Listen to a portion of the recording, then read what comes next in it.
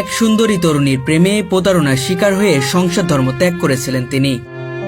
প্রতিজ্ঞা করেছিলেন জীবনে আর কোনো নারীকে ভালোবাসবেন না এবং ভবিষ্যতে কোনো নারীর সঙ্গে সংসারে আবদ্ধ হবেন না।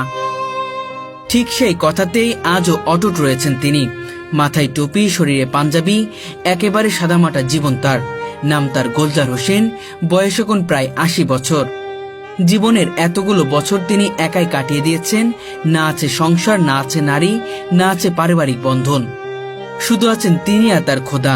সে আমার ভালোবাসতে বলে আমি চিন্তা করলাম যে একটু পরীক্ষা করিনি, যার ফলে এক বন্ধু ওর চিঠি লিখদিন। সে চিঠি লিখলে তার উত্তর যখন দিয়ে দিল তখন বুঝলাম যে ও আমার ভালোবাসার থেকে বাইরে। আর একজন চিঠির উত্তর যে দেবে সে তো আমার ভালোবাসতে পারে না। এক সুন্দরী তরুণীকে প্রাণের চেয়েও বেশি, কিন্তু সেই ভালোবাসার মানুষটি একদিন তাকে ছেড়ে চলে যায় তার এক ঘনিষ্ঠ বন্ধুর সঙ্গে। সেই দিনই যেন ভেঙে যায় তার ভেতরের মানুষটা। জীবনের প্রতি, ভালোবাসার প্রতি, নারীর প্রতি সমস্ত বিশ্বাস হারিয়ে ফেলেন তিনি। তারপর নিজের কাছে এক প্রতিজ্ঞা নেন, জীবনের কোনো নারীর দিকে তাকাবেন না, সংসার নামক বন্ধনে আর কখনো আবদ্ধ হবেন না।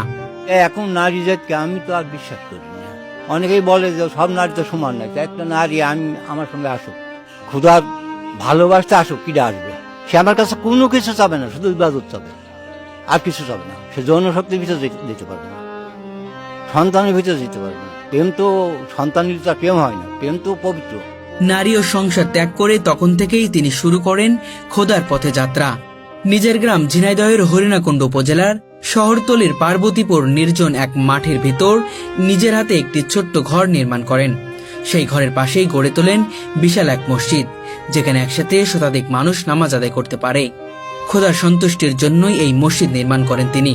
তবে আশ্চর্যের বিষয়, এত বড় মসজিদ থাকা সত্ত্বেও অধিকাংশ সময় তিনি একাই নামাজ পড়েন, নিজেই আজান দেন, নিজেই ইমামতি করেন, নিজেই একাকে নামাজ শেষ করেন।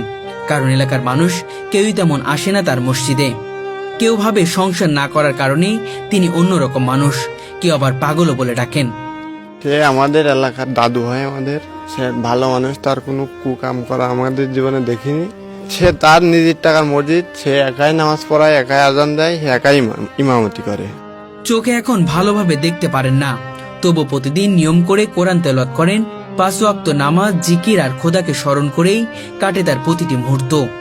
আমি সংসার থেকে আলাদা হয়েছি একটাই মাত্র কারণ, আমি আমার ক্ষুধা সন্তুষ্টি লাভের জন্য, এবং ক্ষুধা আমার প্রতি সন্তুষ্ট থাকবে এই জন্যই আমি সংসার ত্যাগ করেছি। তাছাড়া